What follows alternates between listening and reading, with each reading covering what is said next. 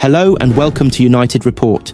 This is your home for all the latest Manchester United news, match updates, transfer stories, and in-depth analysis. Stay connected and never miss a moment.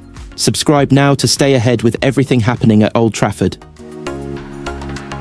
Gary Neville was left aghast by Sir Jim Ratcliffe's suggestion that nobody at Manchester United could come up with a way to save £40,000 for ex-players. Earlier this season, the decision was made by the club to the £40,000 charity payment to United's Association of Former Manchester United Players, AFMUP. The cutback stopped its payment to the trust, who support players from the pre-Premier League era and help them host events for ex-professionals at United. It was said the charity were not informed before the payment stopped, and Neville has taken United co-owner Ratcliffe to task over the cost-cutting decision. The Ineos chief was left scrambling for an answer as he was pushed by the ex-United captain. Obviously, £15 million was spent to remove Erik, Ten Hag and Dan Ashworth, which are expensive errors. £40,000 was taken away from the former Players Association, started Neville. That's not the players that played under Sir Alex Ferguson, or the last 10 years they're players from the 1960s and 70s.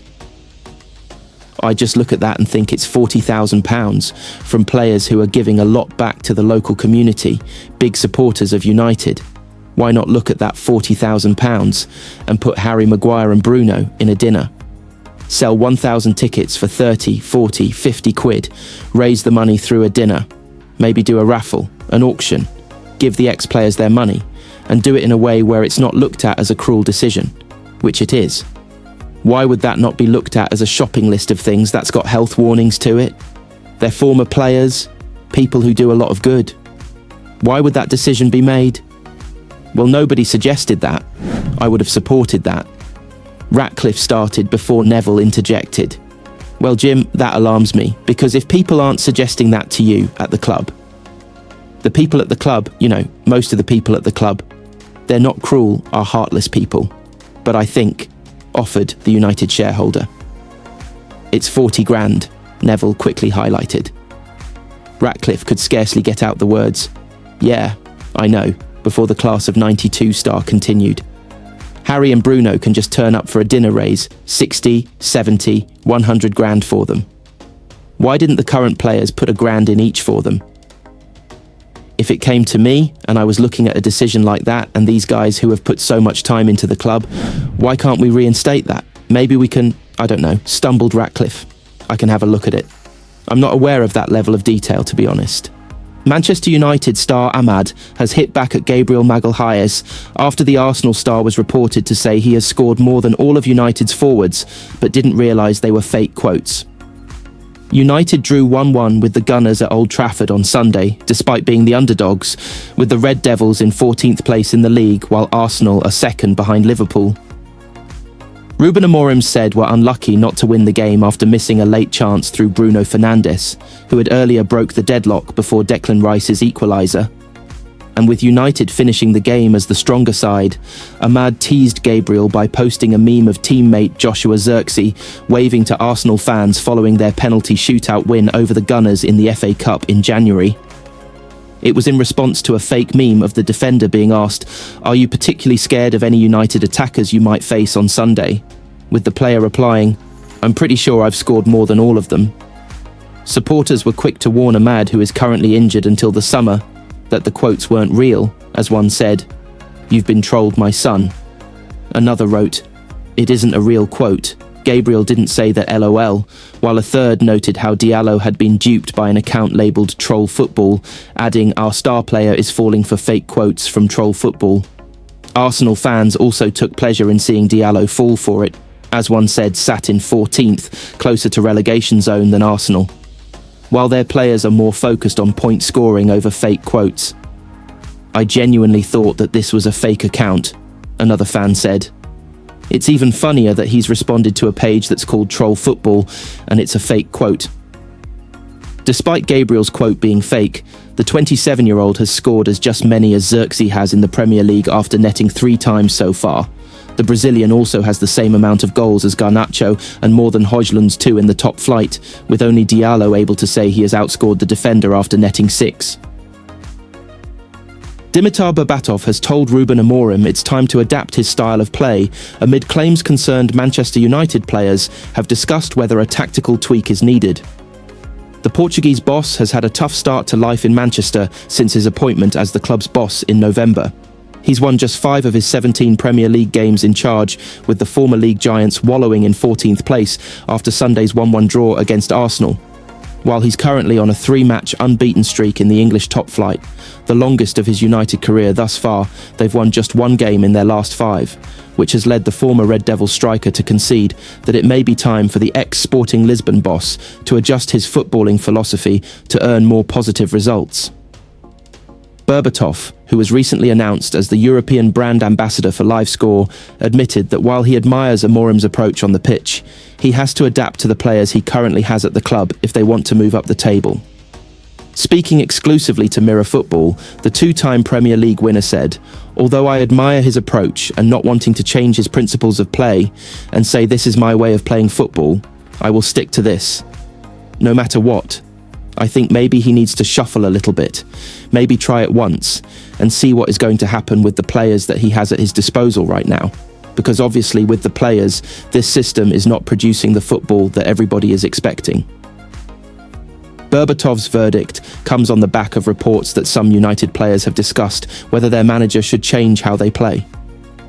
According to the Mail, several players have spoken about whether a change of plan would help the team for the better in the remaining few months of the season. While Amorim's preferred 3-4-3 formation was a massive success in Portugal, he's failed to replicate the same kind of success in England. This has left the 40-year-old subject to considerable criticism, with the stubborn boss refusing to move away from his philosophy, despite it not transferring into points on the board.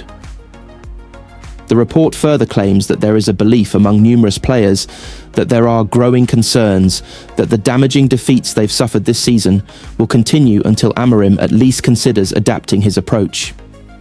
United's dire form this campaign had led some to question whether they'd be dragged into the relegation dogfight, but with 17 points separating them and 18th placed Ipswich Town, it's fair to assume the Red Devils will be playing Premier League football next season. Despite the likelihood of their survival, Berbatov said that United's change of style will only have to be in use until they know they won't be fighting relegation to the Championship. "I'm sure he's not producing the football that he is expecting," the former Tottenham Hotspur striker added. "So maybe just try to change a bit until the end of the season and try to get as high as possible into the table.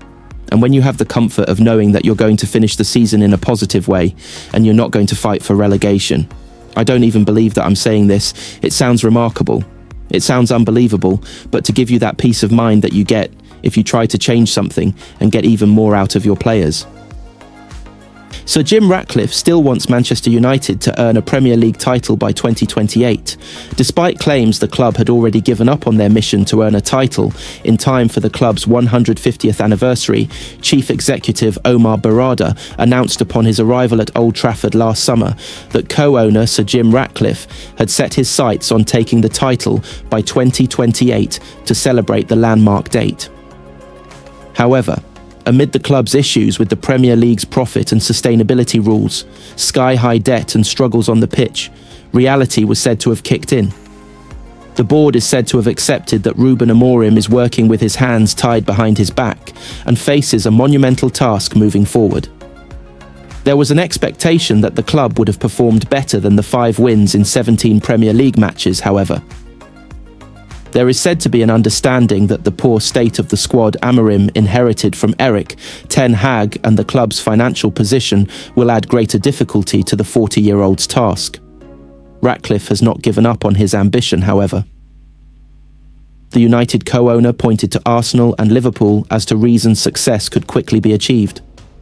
Though the former look set to finish as Premier League runners-up for a 3rd season in a row, they did bounce back from not qualifying for Europe to title hopefuls.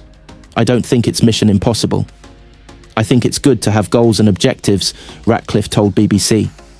If you look at Arsenal, if you look at Liverpool, if you look at the period of time it took them to get the house in order and get back to winning ways, that's probably slightly on the short end of the spectrum. But it's not impossible. Ratcliffe also admitted the club would have money to spend in the summer, but sales would decide the budget. Obviously that budget changes, but upon who we may choose to sell, because that would supplement the budget, he said. Though the likes of Kobbie Mainoo and Alejandro Garnacho have previously been said to be available for sale for the correct price, Ratcliffe has claimed that the club will not sell players simply because of its financial issues. No, we won't be selling players because of the state we are in financially, he said. The club had got bloated, so we reduced that and will finish it with a lean and efficient organisation. That's how we will address the costs. The player decisions will all be focused on how we are going to improve performance. That's all.